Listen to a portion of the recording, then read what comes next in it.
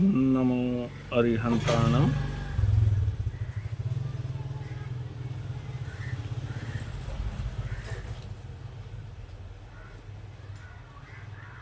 भगवान महावीर ने 5 समवाय की चर्चा की है।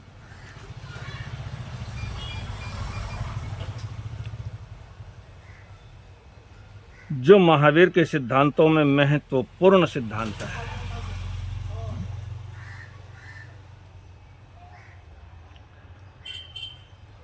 और जहां तक हम समझने की कोशिश करते हैं तो इनके सिवाय हम महावीर को समझ भी नहीं पाते।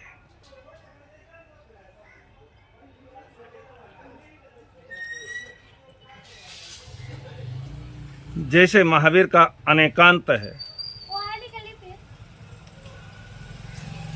महावीर का अनेकांत ये बड़ा अनूठा सिद्धांत है। तो उस अनेकांतवाद की पुष्टि इन 5 समवायों के अंदर होती है।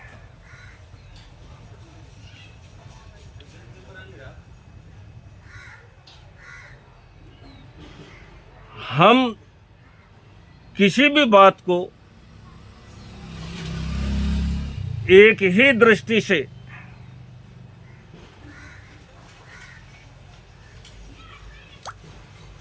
जब देखते हैं तो महावीर कहते हैं वो गलत। वो ये नहीं कहते कि तुम यही करो, ऐसा करने से ही ऐसा होगा।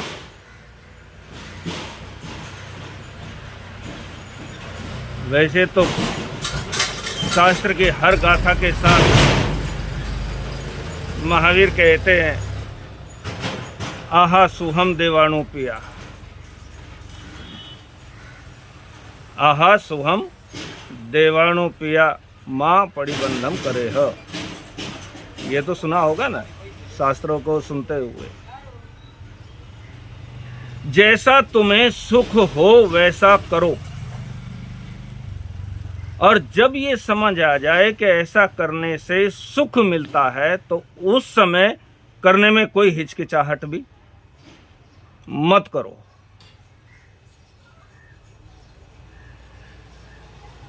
तो मैं 5 समवाय की बात कर रहा था कि 5 समवाय यानी 5 में समय, समय की भी बड़ी महत्ता है। और जो समय के अनुसार चलता है, जो समय के अनुसार कार्य करता है,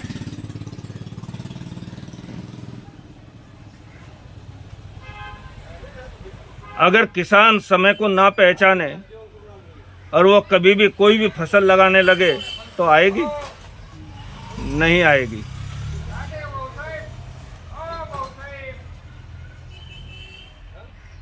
कुशल शेतकरी वही है जो जानता है कि कब कौन सी फसल लगानी है।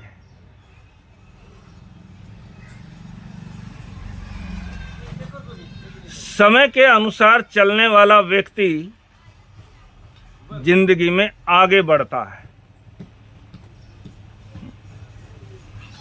और समय के अनुकूल नहीं चलने वाला।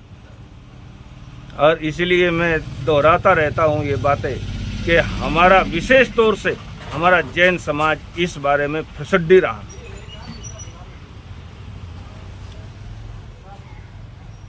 हालांकि बहुत सारे प्रयत्न हुए हैं लेकिन फिर भी बहुत कुछ बाकी भी है। तो समय, दूसरा काल। अब हम तो इनको पर्यायवाची शब्द जानते हैं ना, समय और काल पर्यायवाची शब्द, लेकिन पर्यायवाची नहीं है। हम आम भाषा में इसका उपयोग कर लेते हैं पर्यायवाची के रूप में, लेकिन ये पर्यायवाची नहीं है। यानी काल हमारा कौन सा वातावरण चल रहा है, हम किस युग में जी रहे हैं।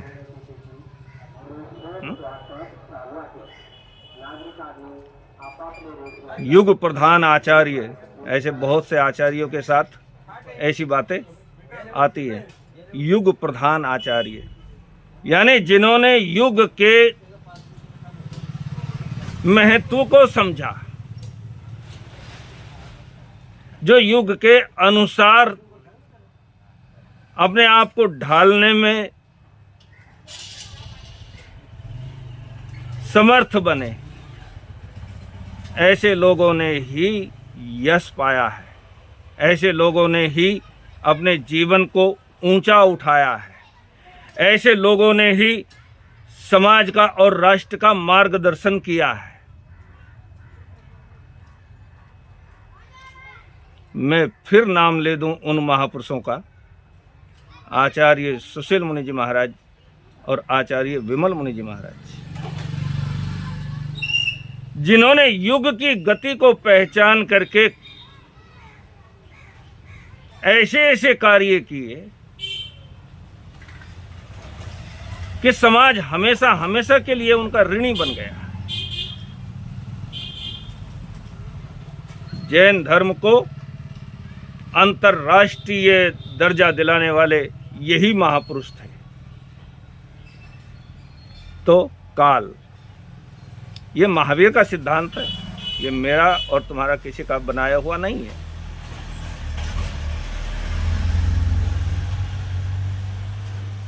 भाव,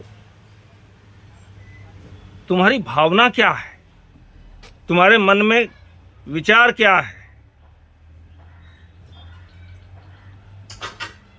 आप आ गए हर्षवर्धन जी के पास, इनको कुछ आता भी है कि नहीं ये जानने के लिए।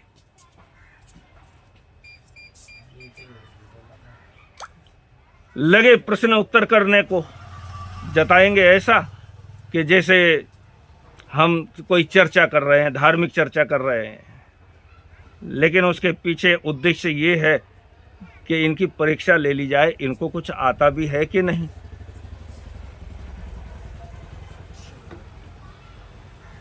तुम्हारी भावना क्या काम कर रही है।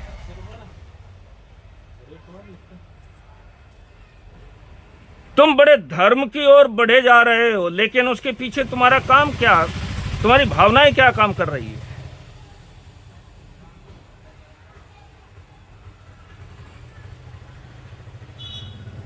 मेरी जिंदगी में कोई चमत्कार घटित हो जाए,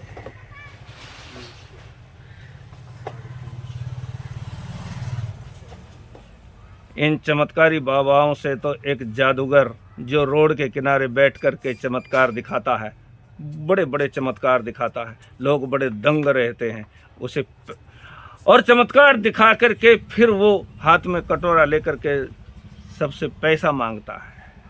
वो बड़ा सच्चा आदमी है।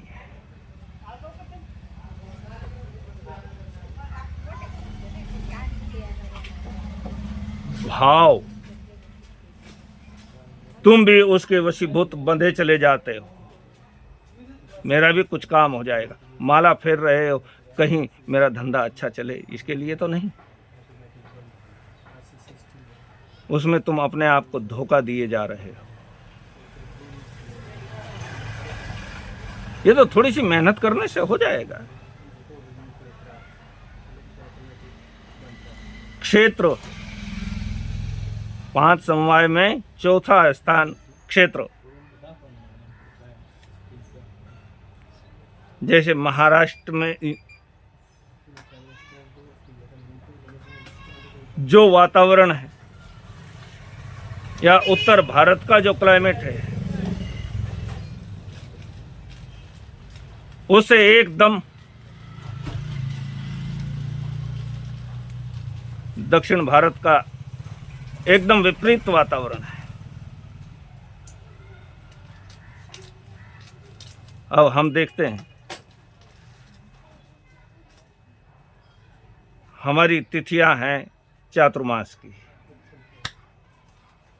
इस तारीख से चातुर्मास शुरू होगा, इतने दिन के बाद संवत्सरी आएगी, उसके बाद चातुर्मास खत्म होगा। वो हमारा फिक्स है। लेकिन इसका उद्देश्य क्या था? आज हम बदल नहीं सकते। हमने इतना मजबूत बना दिया इस अपनी विचारधारा को कि हम इसमें परिवर्तन करें तो आज बड़ा मुश्किल है।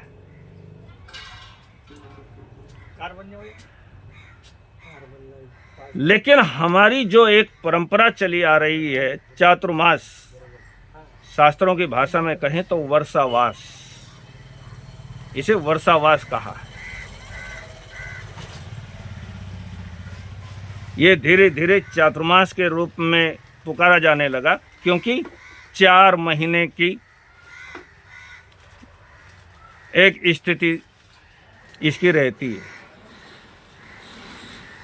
वर्षावास, वर्षा काल, यानी वर्षा के समय जीव जंतुओं की अति उत्पत्ति हो जाती है, कीचड़ हो जाते हैं, भीग जाते हैं। साधु को कच्चे पानी का यूज नहीं करना, कहीं जीव जंतु पैदा हो गए हैं तो वहाँ पर चलना नहीं, क्योंकि उनकी हिंसा होने का, इसलिए ये वर्षावास था। आज जब उत्तर भारत में बरसात खत्म हो जाती है तो उस समय में दक्षिण भारत में शुरू होती है। अब ऐसा वर्षावास कहाँ तक सार्थक हुआ? जिस तारीख को साधु उत्तर भारत में चातुर्मास शुरू कर रहा है, वर्षावास शुरू कर रहा है, उसी तारीख में दक्षिण भारत के अंदर शुरू हो रहा है।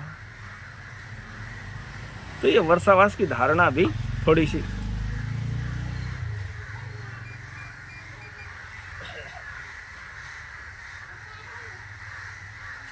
और 5वां है नियति। जो होना है वो होगा, उसमें तुम कोई परिवर्तन नहीं कर सकते।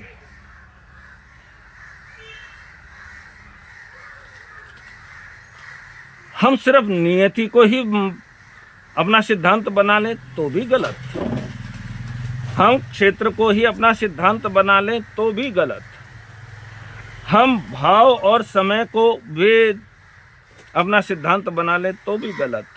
लेकिन ये पांचों के पांचों सिद्धांत जब एक सूत्र में बंधते हैं तो उस समय महावीर की दृष्टि पूर्ण होती है। नियति, जो होना है वो होगा, उसमें कोई परिवर्तन होने की संभावना नहीं है। महावीर समझा रहे थे नियति के बारे में, तो उनका एक उदंड शिष्य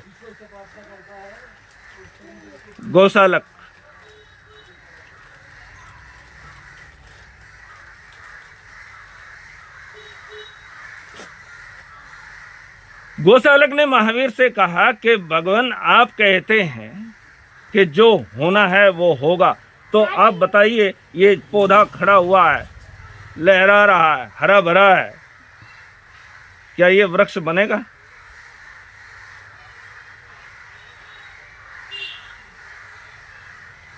भगवान ने कहा कि इसकी नियति यही है, इसको वृक्ष बनना है। अच्छा,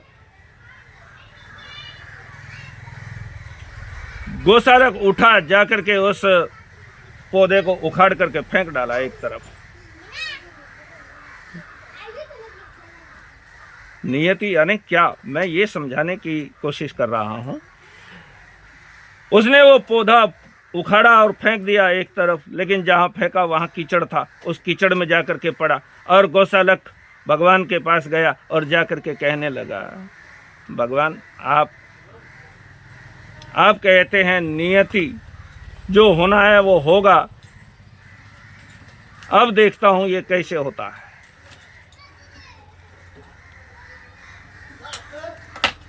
क्योंकि जो पौधा अपनी जड़ों से उखड़ गया उसका जीवन समाप्त हो जाता है।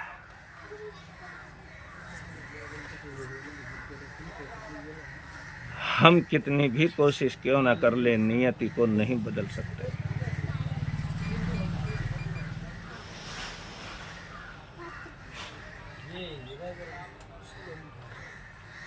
गौशालक, तुमने कोशिश कर ली, लेकिन तुम्हारी कोशिश काम नहीं आएगी। कुछ दिन गुजरने के बाद भगवान ने गौशालक को कहा कि गौशालक, तुमने जिस पौधे को उखाड़ करके फेंका था, जाओ जरा देखो।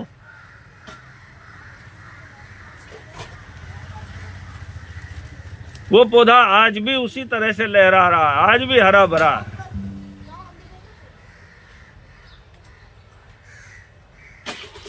क्योंकि वो कीचड़ में अपनी जड़ें फिर से जमा गया था।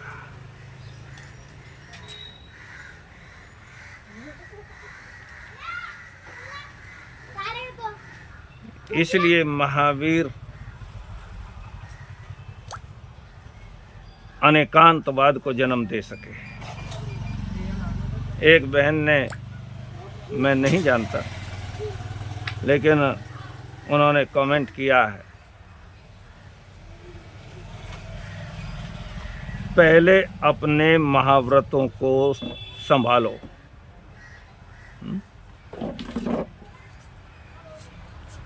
हमें अपने व्रतों का तो पता नहीं, महाव्रतों को,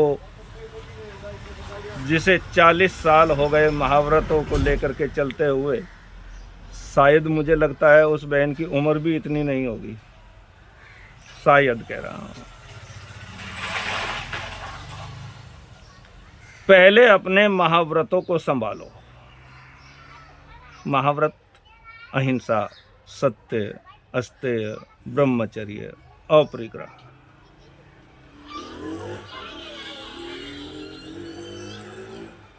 श्रावक के कितने व्रत? हाँ, शायद उस बहन को भी पता है कि नहीं, मुझे नहीं पता। क्योंकि एक श्रावक मेरे पास आए और आकर के पूछने लगे, ओ बड़े पैर के ऊपर पैर चढ़ा करके, कमर पूरी टाइट, वो बैठे, बहुत सारे लोग बैठे हुए थे और वो बिल्कुल मेरे पट्टे के लग करके बैठे। गुरुदेव, ये जम्बूद्वीप कहाँ है, कितना बड़ा है?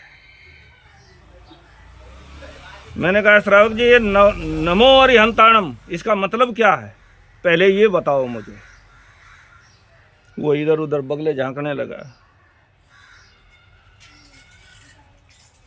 गुरुदेव, ये तो मुझे पता नहीं, नमो अरिहंताणम इसका अर्थ पता नहीं। जम्बूद्वीप में धक्के मारने को, धक्के खाने को जा रहा है।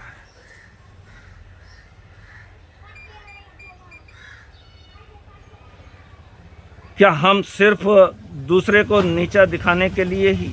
अहिंसा, महावीर की अहिंसा कहती है, तुम किसी का दिल मत दुखाओ, ये अहिंसा है। हमारी तो खोपड़ी में यही बात घुस गई, लाइट सजीव है। मैं नहीं मानता, लेकिन चलो मैं उनकी बात मान लेता हूं। वो ऑनलाइन प्रवचन, उसमें बिजली का उपयोग हो रहा है।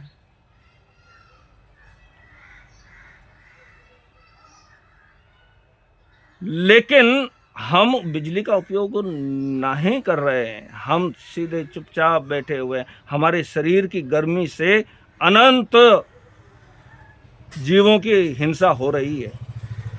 हा? हमारे शरीर से वायु काया टकरा रही है, हर समय टकरा रही है।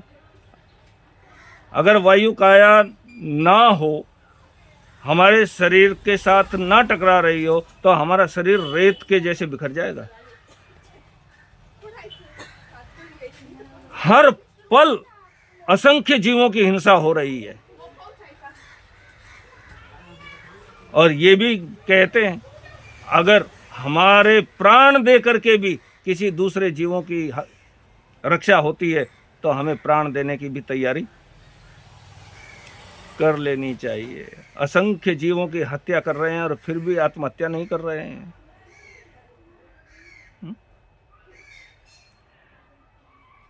क्योंकि अगर हम इन्हीं बात को लेकर के हम नहीं भाई, हमारे शरीर से असंख्य जीव हर पल मर रहे हैं, हमें ऐसा शरीर नहीं चाहिए, कर लिया संथारा,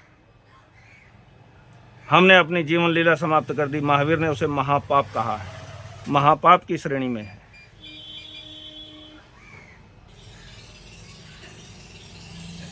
हमें संक्षिप्त बुद्धि से सोच करके काम नहीं चलेगा, हमें अपनी बुद्धि को विस्तार देना पड़ेगा। महावीर को समझना है तो सत्य, अगर हमारे झूठ बोलने से भी किसी प्राणी की रक्षा होती है तो हमारा वो झूठ भी सत्य के बराबर होता है, सत्य से भी बड़ा होता है। ऐसे ही अस्तेय, ब्रह्मचर्य, और जानते हो महावीर के 5 महाव्रत थे तो भगवान पार्श्वनाथ के पता नहीं, भगवान पार्श्वनाथ के। हाँ, अभी रुपेश भाई कह रहे थे ये तो हमने कभी सुना नहीं, अभी तो बहुत कुछ सुनोगे।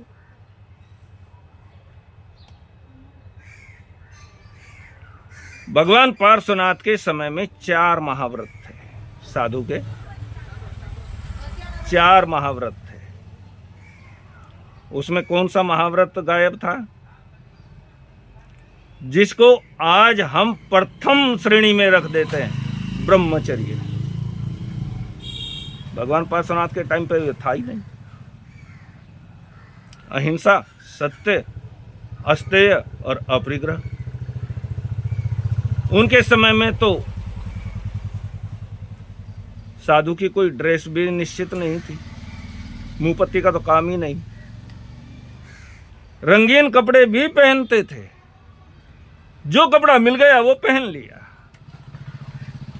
अब उनके विषय में ये बहन उनको साधु मानेगी कि नहीं?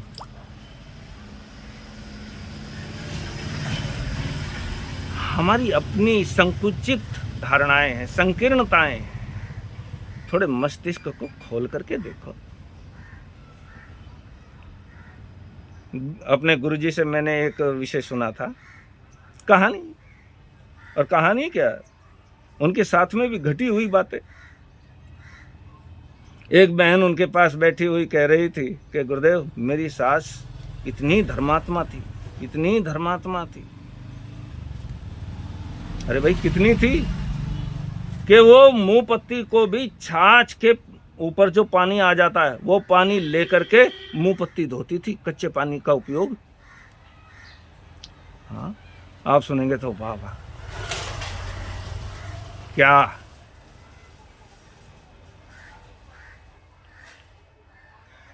अच्छा, इतनी धर्मात्मा थी।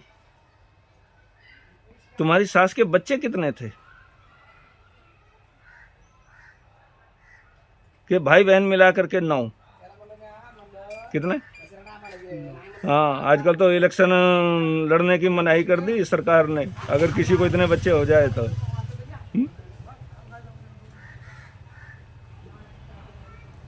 कि भाई बहन मिला करके 9, तो उनके पोतड़े भी उसने छाछ के पानी से ही धोए थे। हाँ, कैसी बेवकूफ भरी बातें हम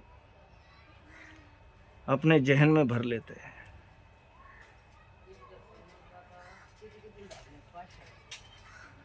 हमारा साधु समाज भी, हम गाड़ी में नहीं बैठते लेकिन इलेक्ट्रिक व्हील चेयर के अंदर दौड़ लगा रहे हैं। मैं तो पूछता हूं, हाथ से धकेलने वाली व्हील चेयर भी क्या वाहन नहीं है?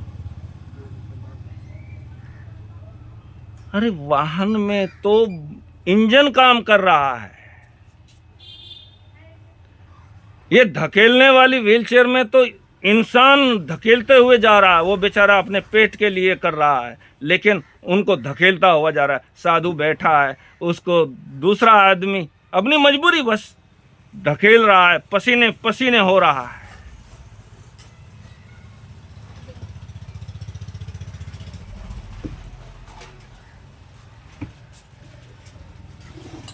क्या इसे मान्यता दी जा सकती है? जबकि बड़ी बड़ी गाड़ियां, आलीशान गाड़ियां उनके पीछे दौड़ रही है। हम गाड़ी में नहीं बैठते।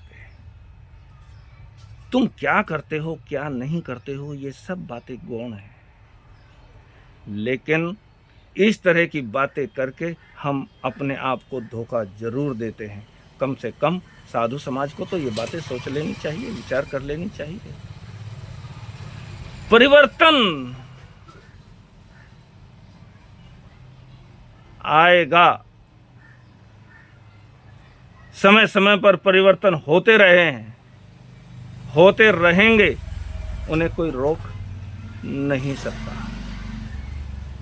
अब आज विचार कर लें, गोचरी के, जो हम माधुकरी को गोचरी को जाते हैं ना, उस गोचरी के कितने नियम हैं पता नहीं। 42 दोष टाल करके साधु साध्वी आहार ग्रहण करें। कितने? 42। और अगर कोई साधु साध्वी ये बात कहता है कि हम निर्दोष आहार लेते हैं, तो वो नक्की झूठ बोलता है। हो ही नहीं सकता, उसे संथारा करना पड़ेगा।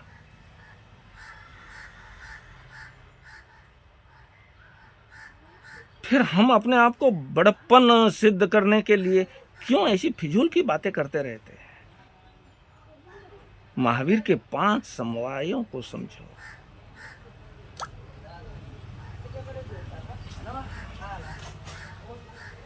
महावीर के अनेकांतवाद को समझो। बस ये महावीर की